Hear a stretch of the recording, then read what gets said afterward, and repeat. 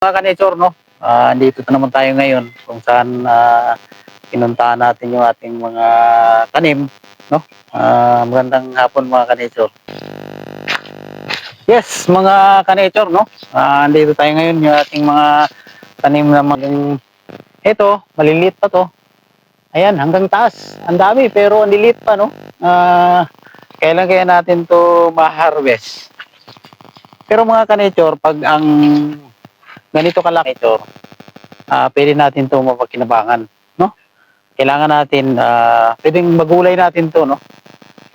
Pero malilit pa. Pero yung iba, ayan, ganito kalaki, pwede na po yan. Ito. Ayan, hanggang taas po yan mga ka-nature. Talagang daming bunga, no? Ito, mayroon pa doon sa kabila. Punta natin. Ito, pwede na to. Ito, mga ka-nature, ito siya. Malapit na tumainog, no? Ito yung ating mga tanim dito sa ating munting mga punuan, no? Ayan.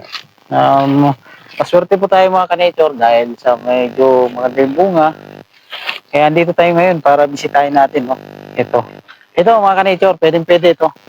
Pwede natin to maggulay, no? Maggulay natin to. Kailangan magandang panghalo ito. Gataan. Ayan mga ka-nature, no?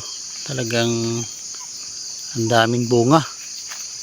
Talagang season ngayon ng langka mga ka-nature. Ayan. Hanggang baba po yan mga ka-nature. Ayun, sa dulo pa. Ayun, down. Ayun po. Ayan. Yan yung nasa itaas. Hindi pa natin sa dulo. Ayun, ayan. So, kailangan natin, nakikita po ninyo, yung isa ito.